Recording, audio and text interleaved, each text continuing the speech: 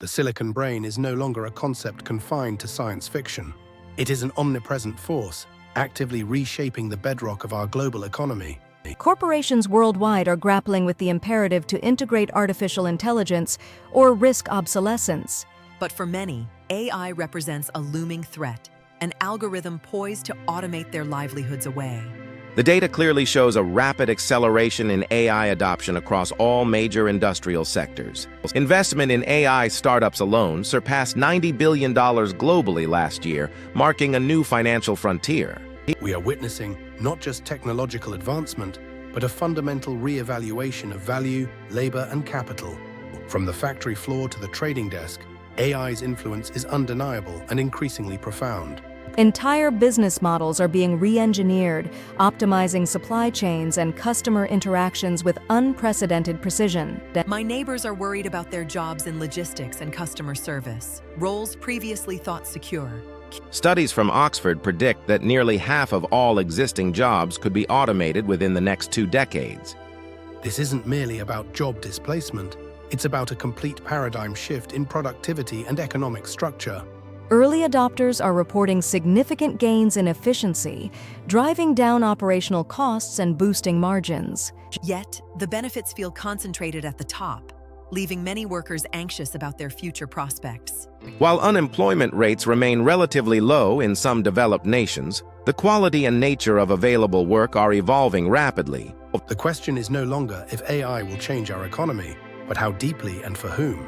We stand at the precipice of an economic transformation unseen since the Industrial Revolution itself. Forward-thinking companies are strategically investing in AI-driven automation, not just for cost-cutting, but for strategic competitive advantage. I see new smart devices everywhere, making our lives easier.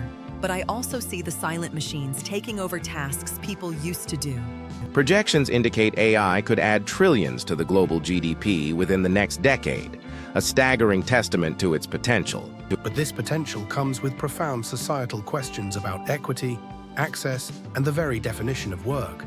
The geopolitical implications are also substantial, with nations racing to establish AI dominance, recognizing it as a critical strategic asset. Will this future truly benefit everyone, or just a select few with the skills to navigate this new landscape? The digital divide is set to widen further, impacting how entire populations participate in this new economy. Our journey into the algorithm economy begins now. To understand the velocity of this shift, we must look beyond the immediate headlines to its historical roots and unique mechanics. Automation is not new. Societies have experienced technological unemployment since the Luddites of the 19th century. My grandfather lost his factory job to robotic arms decades ago. So this feels like history repeating itself, but faster. What distinguishes AI from previous waves of automation is its general-purpose nature and cognitive capabilities. Unlike a specialized machine, AI can learn, adapt, and perform tasks across a vast spectrum of industries and intellectual domains. The convergence of massive data sets, vastly improved computational power, and sophisticated algorithms fuels this exponential growth. Moore's law for processing power, coupled with zettabytes of digital information, has created the perfect storm for AI's ascent. For institutional investors, data itself has become a new class of asset, powering the very intelligent systems we discuss. But whose data is it, and who truly benefits from its collection and analysis?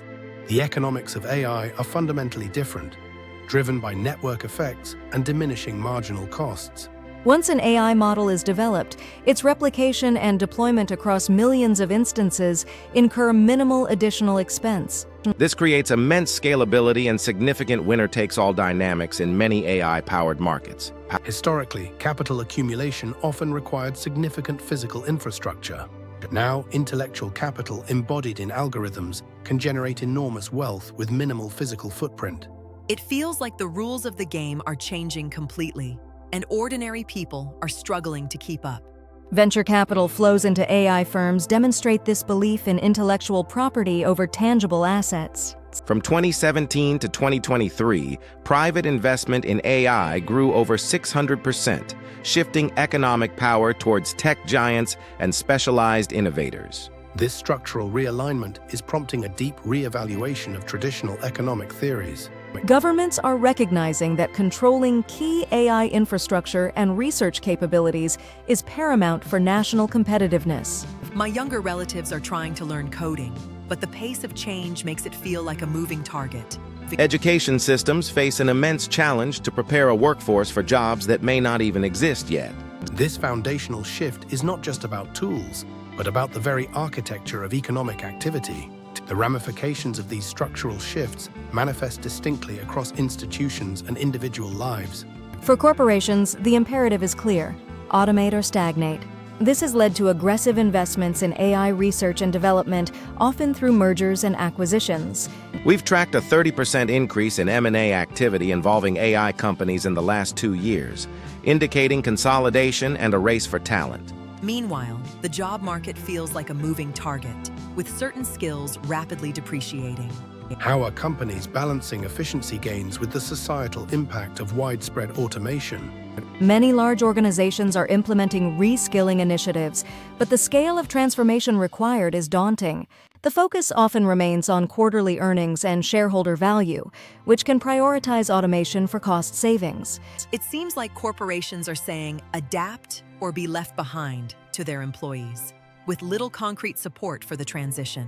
Productivity statistics are showing a clear uptick in sectors heavily leveraging AI, signaling significant output increases per worker. However, wage growth for many traditional roles has remained stagnant, creating a widening gap. This divergence between corporate prosperity and consumer precarity is a critical tension. Regulatory bodies are struggling to keep pace, trying to understand AI's implications for antitrust, data privacy, and ethical use. My personal data is being collected constantly, often without my full understanding or consent, to train these powerful systems. The economic models predict substantial wealth creation, but questions of distribution and ownership remain unresolved. We are seeing a stark contrast between institutional optimism and consumer apprehension. Investors are seeking out companies with strong AI intellectual property, seeing them as future market leaders. But I worry about basic necessities becoming more expensive, especially if widespread job losses reduce purchasing power. The potential for AI to create new industries and jobs is real, but the transition period will be disruptive for millions. The question of whether AI will be a net creator or destroyer of economic opportunity largely depends on policy and human adaptability. Global corporations are also facing pressure to demonstrate responsible AI governance, recognizing reputational risks. It feels like we are guinea pigs in a grand economic experiment with our livelihoods on the line. The data shows a clear divide in public sentiment, excitement among tech-savvy demographics, and fear among the less digitally literate. This chasm between perception and reality defines much of the current debate. As we peer into the future, the forward macro projections for the algorithm economy are both exhilarating and daunting. Geopolitically, the race for AI dominance is intensifying, shaping new alliances and rivalries. Countries like the United States, China, and the European Union are pouring billions into AI research and infrastructure. This is not just an economic competition. It is a fundamental struggle for technological sovereignty and future influence. Will countries cooperate on AI, or will we see a new kind of digital protectionism emerge? Regulators worldwide face the monumental task of governing a technology that evolves faster than legislation. Discussions around ethical AI, bias in algorithms, and autonomous decision-making are paramount for public trust. The concept of universal basic income, once relegated to academic circles, is gaining traction as a potential buffer against job displacement. A safety net sounds good, but I'd rather have a meaningful job that gives me purpose and dignity. The future of work is perhaps the most pressing question for individuals and policymakers alike. Companies are actively exploring new human-machine collaboration models where AI augments rather than replaces human creativity. The demand for skills in prompt engineering, data ethics, and AI system maintenance is skyrocketing, creating new career paths. But what about people who are older or lack access to expensive retraining programs? We are not just predicting the future, we are actively shaping it through our choices today. Investment in education and lifelong learning will be critical to ensuring a more inclusive transition. The potential for AI to solve grand challenges, from climate change to disease, remains a powerful positive projection. I hope AI can help us live better lives, not just make a few powerful companies richer. The algorithm economy promises unprecedented prosperity, but only if we navigate its complexities with foresight and empathy. It requires collaboration between governments, corporations, and civil society to define a shared future. Ethical frameworks and robust regulatory guidelines are essential to harness AI's power responsibly. The next decade will define whether AI creates a utopian future of abundance or exacerbates existing inequalities.